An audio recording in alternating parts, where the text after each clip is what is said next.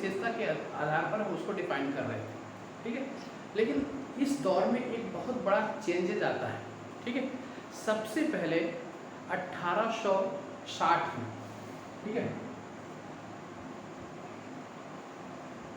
इस एज का जो उपकरण प्राप्त किया है ये आपका विंध्य क्षेत्र से टोंस नदी का, टोंस नदी से किसने प्राप्त किया था? लेनमे शूरियर, लेनमे शूरियर। इसका उपकरण टोंस नदी के किनारे से लेनमे शूरियर ने 1860 में प्राप्त किया, ठीक है। अब मैंने देखा कि पत्थरों की विशेषता पूर्व पाषाण काल में, मध्य पाषाण काल में जो थी, यहाँ भी क्या हुआ कि हम पत्थर की विशेषता के स्थान पर, ठीक है, यहाँ हम देखते हैं मानव के भीतर बहुत बड़ा चेंजेज आता है। चेंजेज ये आता है कि अब मानव एक पहले क्या था, फूड मतलब खाद्य संग्राहक की भूमिका में था, अब फूड प्रोड्यूसर की भूमिका में आ गया, ठीक है। जहाँ कलेक्ट करता था खाद्य को, वहाँ ये प्रोड्यूसर क्या उसको उत्पन्न करने लगा जो खाद्य पदार्थ थे, ठीक है। अब उसने एक स्थिर ग्राम्य जीवन का विकास किया, समुदाय का गठन किया, खेती की क्रिया को उसने प्रारंभ किया, पशुपालन की क्रिया को उसने प्रारंभ किया, जो मध्य पाषाण काल में हमको दिखाई देता था। अब यहाँ एक बृहद पैमाने पर पशु का पालन शुरू हो गया था। उस पशुपालन में आपको गाय, बैल, भेड़, बकरी, भैंसा, ये सब अपने पालतू जानवर के रूप में रखते थे, ठीक है। तो अब हमको इसके जो विशिष्ट लक्षण हैं इस युग के, वो 4 हैं। पहला कि एक स्थिर ग्राम्य जीवन का विकास, एक लक्षण ही आप लोग इसको नोट करते चलिएगा, ठीक है।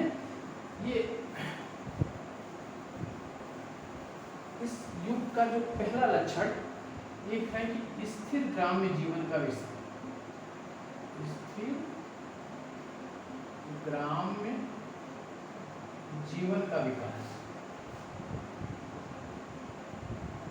जीवन का एक ये है। दूसरा इस काल का प्रमुख लक्षण है कृषि क्रिया का प्रारंभ होना, कृषि की क्रिया का प्रारंभ होना, प्रारंभ, ठीक। तीसरा इसमें है जो पशुपालन, मैंने आपसे कहा जब कोई क्वेश्चन आपसे पूछा हो कि पशुपालन के प्रथम साक्ष्य कहाँ मिलते हैं, वो साक्ष्य तो मध्य पाषाण काल में मिलता है, ठीक है। आपको बागोर राजस्थान का क्षेत्र और आदमगढ़ मध्य प्रदेश का क्षेत्र, 2 ऐसे क्षेत्र हैं जहाँ पशुपालन के साक्ष्य प्राप्त होते हैं। लेकिन यहाँ पे एक विशाल पैमाने पर, ठीक है, जब स्थिर ग्राम्य जीवन हो जाएगा, कृषि का प्रारंभ हो जाएगा, तो आपका पशुपालन का प्रारंभ, ठीक है, विशाल पैमाने पर। और इसके साथ साथ मृद भांड, मिट्टी के, ठीक है, मिट्टी के मृद भांड का प्रयोग, ठीक है। जब कभी आपको एक क्वेश्चन आए कि नवपाषाणकालीन आपके मतलब काल का प्रमुख लक्षण क्या है, तो आप एक 4 लक्षण आप बताइएगा। एक स्थिर ग्राम्य जीवन या पशुचारण संस्कृति जो थी उसका स्थिर ग्राम्य जीवन के रूप में विकास, और दूसरा कृषि क्रिया का प्रारंभ होना, तीसरा पशुपालन का प्रारंभ और मृदभांड का प्रयोग, ठीक है। अब हम देखते हैं एक गार्डन चाइल्ड महोदय है, इन्होंने नवपाषाण काल को नवपाषाण क्रांति के रूप में प्रयोग किया है। कभी पूछ सकता है कि किसने नवपाषाण काल को नवपाषाण क्रांति के रूप में उपयोग किया है, तो आपके गार्डन चाइल्ड है।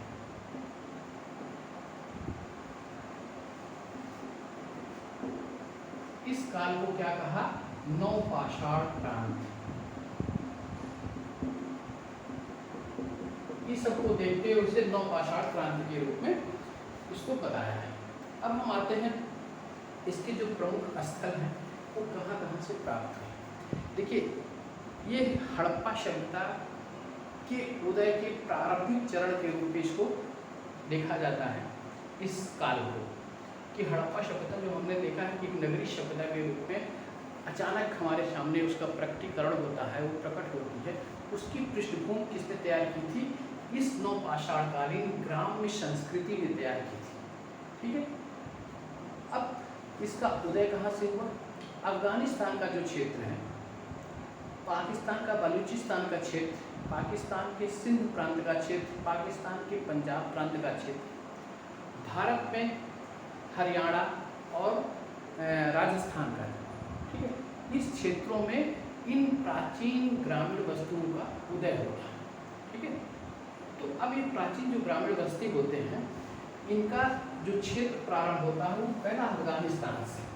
अफगानिस्तान में दो प्रमुख स्थल होते हैं, एक सोर्तगुई और दूसरा मुंडी गाक। तो हम क्षेत्र आप लिख लीजिएगा, क्षेत्र कौन कौन से हैं। पहला आपका अफगानिस्तान,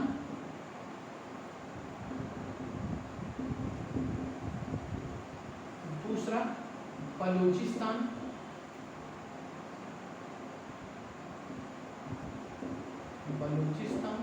तीसरा पाकिस्तान का सिंध प्रांत,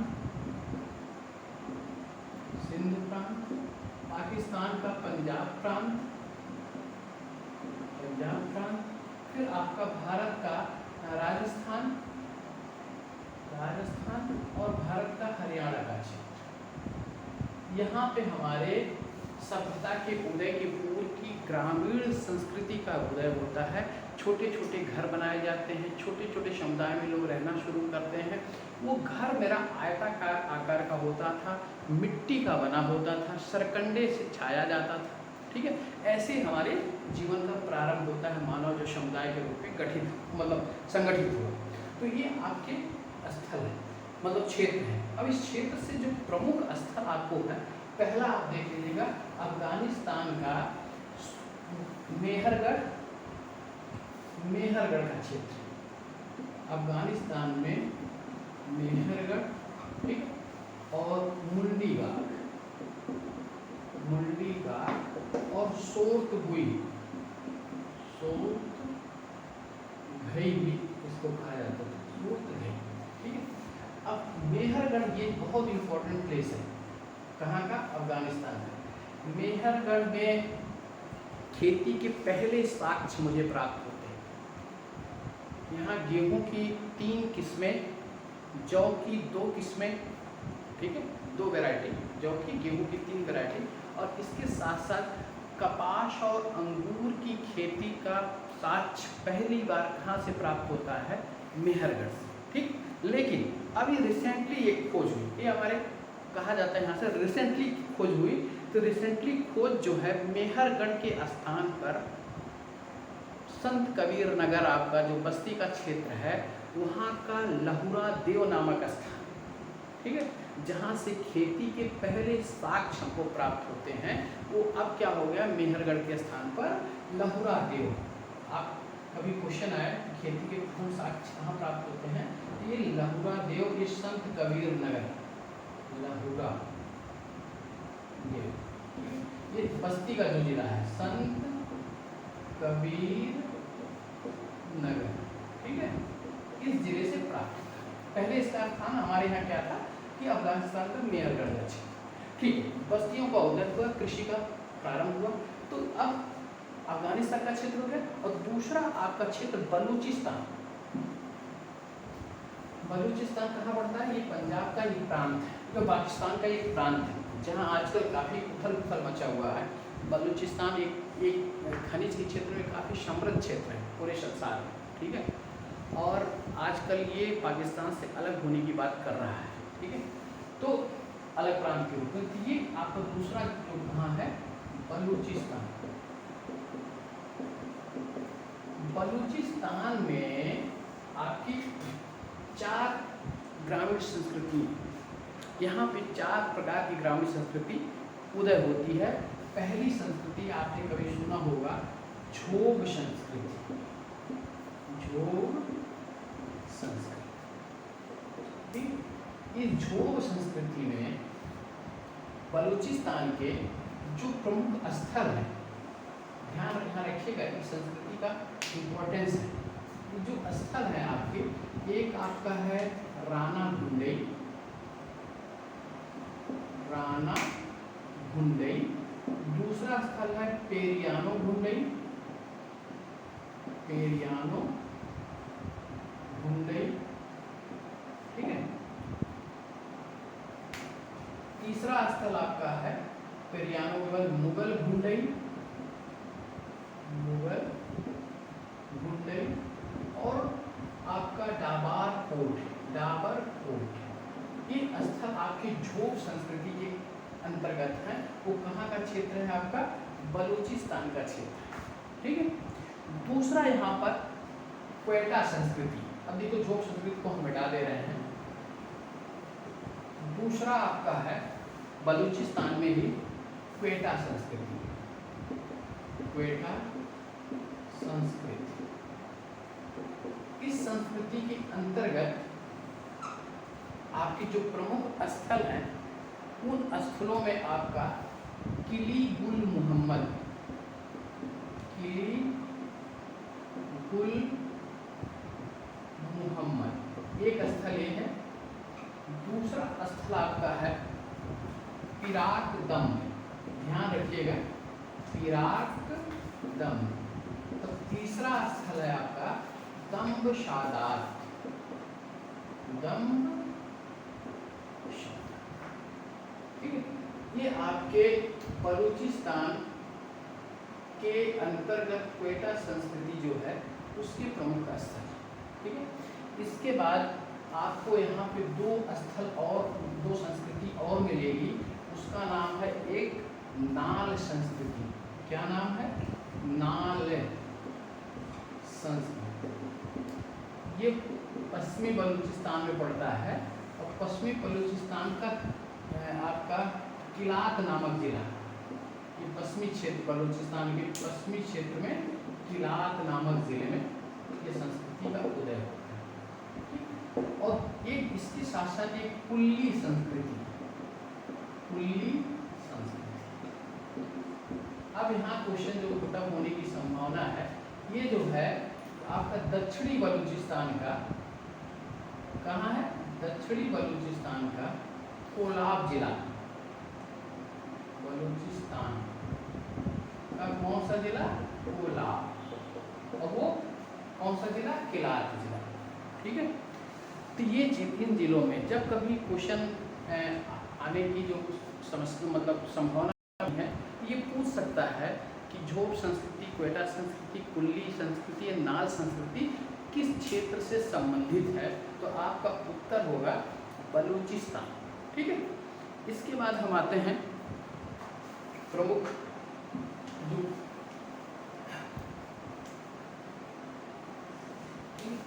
इसके बाद हम आते हैं पंजाब। अभी तो देखिए मैंने चर्चा की थी अफगानिस्तान का क्षेत्र, और अफगानिस्तान के क्षेत्र के बाद मैंने चर्चा की बलूचिस्तान का क्षेत्र।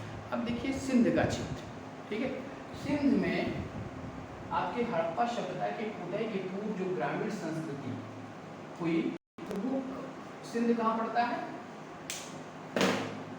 आपके पंजाब, पाकिस्तान में। सिंध में आप देख लीजिएगा, सिंध में जो क्षेत्र आता है, पहला ये है कोट दीजी, कोट दीजी एक क्षेत्र आ गया। दूसरा है आमरी, आमरी। तीसरा है मोहनजोदड़ो, मोहनजोदड़ो। यही मोहनजोदड़ो जो कि हड़प्पा सभ्यता का एक प्रमुख केंद्र था, जिसको हड़प्पा सभ्यता की एक जुड़वा राजधानी के रूप में भी जाना जाता है, मोहनजोदड़ो और हड़प्पा को। यही मोहनजोदड़ो में कौन सी संस्कृति उदय हुई थी?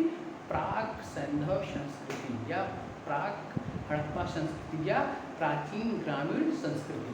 ये कहाँ पे? मोहनजोदड़ो में, आमरी में, कोट दीजी, ठीक।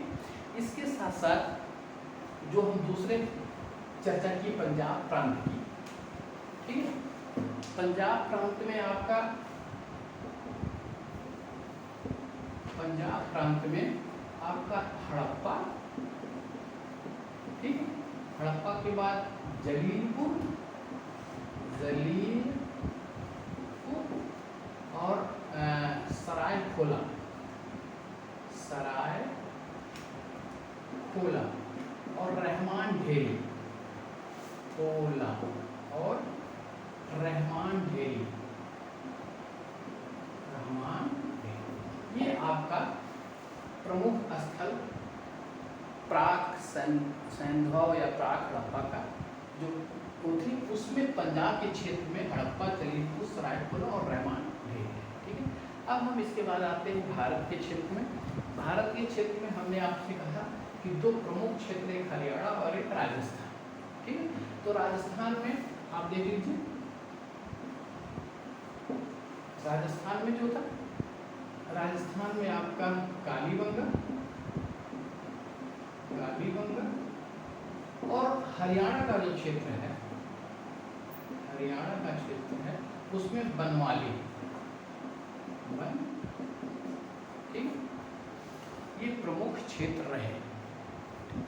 अब हम देखते हैं, ये ग्रामीण संस्कृति के पहले जब हड़प्पा सभ्यता का उदय होता है और उदय का जो क्लाइमेक्स जो एक्सट्रीम पे पहुंचता है, उसको माना जाता है कि 2500 2550 से लेकर 1750 के बीच में ये क्लाइमेक्स पे रहा, मतलब नगरीय सभ्यता रही। ठीक है, इसका क्लाइमेक्स 2200 से लेकर 2000 के बीच में नज़र आता है, लेकिन नगरीय सभ्यता कहाँ से हो, 2550 से लेकर 1750 के बीच में रही। ठीक है, अब हम देखते हैं कि इस प्रारंभिक, देखिए कहाँ से शुरू होता है, नवपाषाण काल से।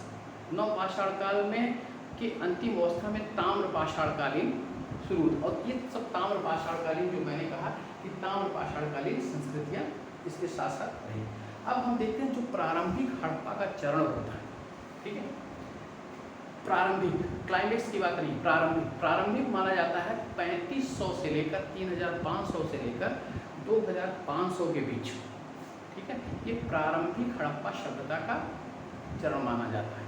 इस सभ्यता में हम देखते हैं कश्मीर की घाटी में, ठीक है, कश्मीर की घाटी में दो प्रमुख स्थान आपको प्राप्त होते हैं। एक का नाम है बुर्ज होम और दूसरा का नाम है गुफ कराल। ठीक है, तो अब यहाँ पे हम, आप लोग जो नोट करना हो कर लीजिएगा। और अब हम प्रारंभिक हड़प्पा का जो चरण होता है,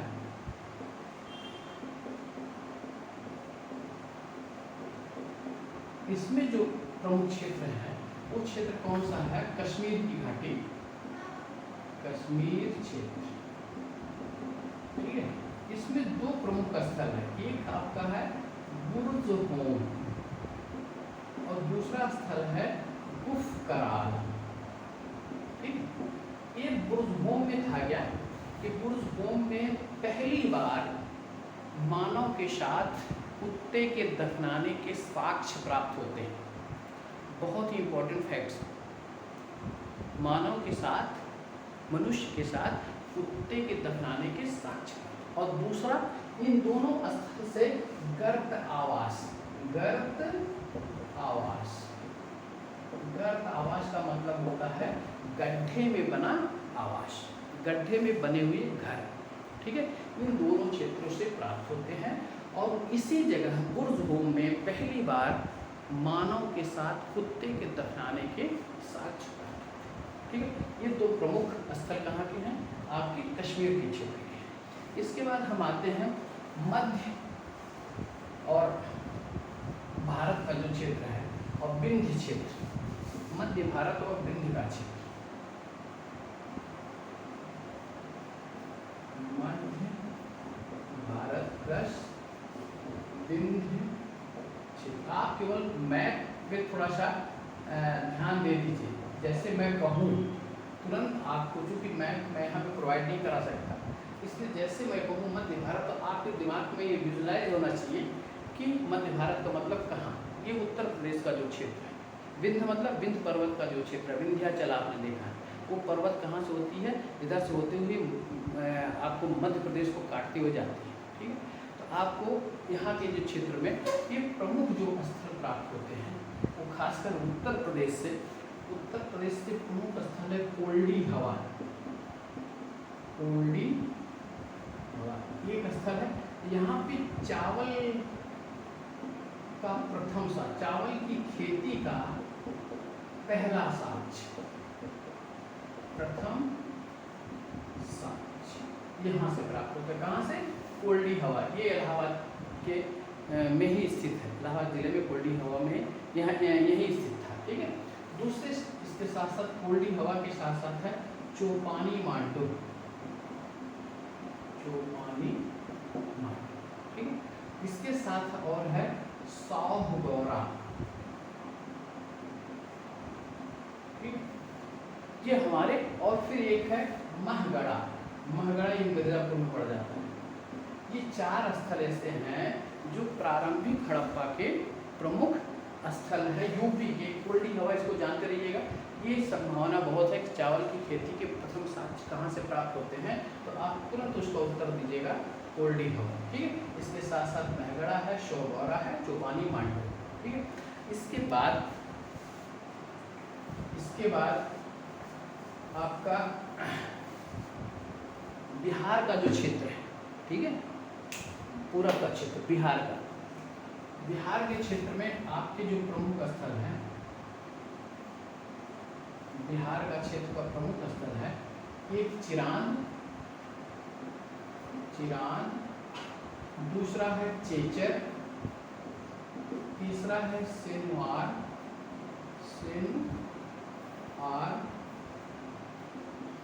चिराग, चेचर, सिनवार, ताराडीह, नरहन। इसको एक बार आप देखेंगे बहुत ध्यान से तो याद आ जाएगा। चिराग, चेचर, सिनवार, ताराडीह और नरहन। ठीक है। ये भी आपके नवपाषाणकालीन स्थलों में बिहार के, यानी कि पूर्वी भारत के ये स्थल में गिने जाते हैं। ठीक है। इसके साथ साथ असम में, पूर्वी भारत में एक है, ठीक है, आपका वो गोजावली घाटी, ये असम में पड़ जाता है, पूर्वी भारत में। ठीक है। इसके बाद हम आ जाते हैं जो मध्यवर्ती क्षेत्र हो गया, पूर्वी क्षेत्र हो गया, कश्मीर का क्षेत्र हो गया, दक्षिण भारत में। दक्षिण भारत की तरफ जब हम चलेंगे तो नवपाषाणकाल स्थलों में 3 प्रांतों का उल्लेख बृहद रूप से आपको मिलता है। एक पहला है कर्नाटक, दक्षिण भारत में कर्नाटक के जो प्रमुख स्थल हैं वो आपका मास्की, ध्यान रखिएगा, मास्की, ब्रह्मगिरी और संगनकल्लू,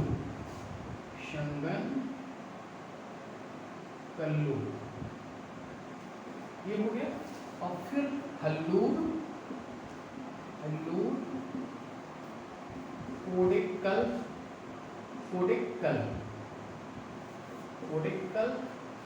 टी नरसीपुर,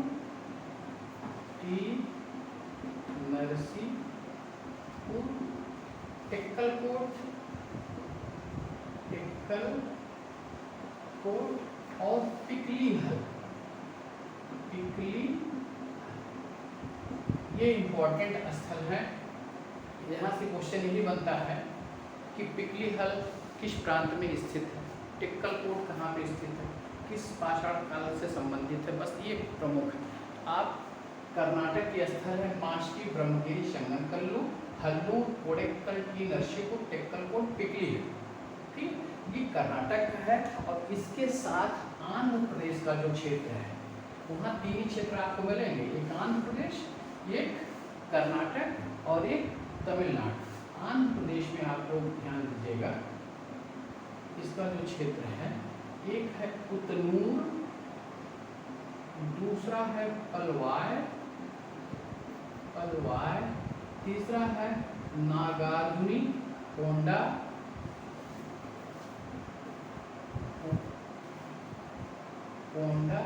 और चौथा है कोडेक्कल। अब ध्यान रखिएगा, एक कोडेक्कल है और एक कोडेक्कल है। यहाँ देखिए हाफ का नहीं है, ठीक है, कोडेक्कल ये है आंध्र प्रदेश में, और कोडेक्कल ये आपका कर्नाटका में। ठीक है, तो ये 4 प्रमुख आपके स्थान कहाँ मिलेंगे? आंध्र प्रदेश में, और एक तमिलनाडु का मुख्य स्थान आपका है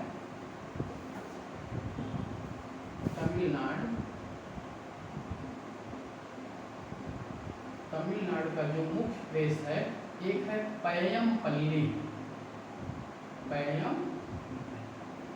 हम इसके पहले आपको मध्य पाषाण काल जब पढ़ा रहे थे तो तमिलनाडु का मुख्य स्थल टेरी था।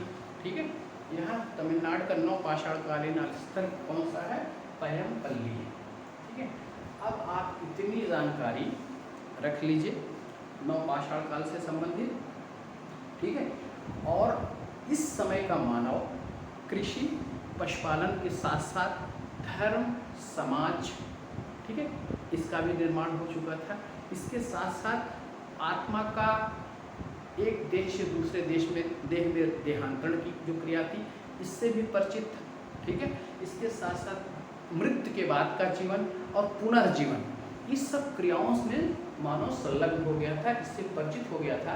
इसकी धार्मिक आस्था का जो प्रमुख उद्देश्य था, वो उद्देश्य पारलौकिक जीवन के विषय में नहीं था, वरना ये लौकिक जीवन को संवारने सजाने का ही मुख्य बिंदु इसका था। ठीक है, लेकिन यह पुनर्जीवन, देह का आत्मा का देहांतरण, धर्म समाज कृषि पशुपालन, ठीक है, मृत भांडों का निर्माण और कैसे कैसे फिर सामाजिक जीवन का धीरे धीरे विकास। ठीक है, अब हम मानव को यहाँ पे लाके छोड़े हैं नवपाषाण। अब हम अचानक देखते हैं कि सिंध घाटी सभ्यता एक नगरीय सभ्यता के रूप में उभरी। ठीक है, हम इस टॉपिक को, ये बड़ा टॉपिक है, इसमें 2-3 दिन लग सकता है समय, तो आज हम इसको यहीं भी समाप्त करते हैं। ठीक है, इतना आपका पूरा पाषाण, मध्य पाषाण, नवपाषाण, ठीक है, संस्कृतियों का उदय, ताम्र पाषाणिक संस्कृति, सबकी चर्चा मैंने आपसे कर ली है। प्रमुख उपकरण क्या थे, प्रमुख औजार क्या थे, प्रमुख स्थल कौन कौन से थे, ठीक है, इस सब के विषय में आग का आविष्कार, पहिए का आविष्कार, खेती की क्रिया, पशुपालन की क्रिया किस समय प्रारंभ होता है, इसकी चर्चा मैंने आप लोगों से कर ली। ठीक है, तो आज इस क्लास को हम यहीं आज समाप्त करेंगे। थोड़ा सा लेट होने की वजह से आज मैं 9 बजे से क्लास स्टार्ट नहीं कर पाया था। ठीक है, तो आप लोग जो है जीएस का जो क्वेश्चन है, 3 दिन मैंने आपसे कहा था, 3 दिन जीएस फर्स्ट पेपर, 3 दिन हिंदी ले चलेंगे। तो मैं कल से कोशिश करूँगा आप लोगों को सामान्य हिंदी कुछ शुरू कर दूँ। ठीक है, तो ये चैप्टर आज मेरा यहाँ स्टोरेज समाप्त होता है, तो कल हम फिर मिलेंगे आपसे। ठीक है, और कोई क्वेश्चन आपको पुटअप करना है, मेरी बात, मेरी आवाज़ और आपका बोर्ड पे दिखाई देना, ये सब स्पष्ट आ रहा हो तो आप लोग कमेंट के द्वारा मुझे सूचित कर दीजिएगा। ठीक है, और नहीं तो फिर देखते हैं, अगर कोई सुधार की गुंजाइश होगा उसको किया जाएगा। ठीक है, शीतल जी, शीतल जी, जी सर, आवाज़ मेरी सुनाई दे रही थी? हाँ सर, सुनाई दे रही है। और बोर्ड पे दिखाई दे रहा था? हाँ सर, दिखाई दे रहा था। अच्छा अच्छा, चलिए, आज कोई शिकायत तो नहीं है ना? नहीं सर, आज कोई शिकायत नहीं। चलिए ठीक है, समझ में आ गया? हाँ सर, आया। ठीक है, फिर कल फिर मुलाकात करते हैं। आप सभी को शुभ रात्रि, शुभ रात्रि, शुभ रात्रि।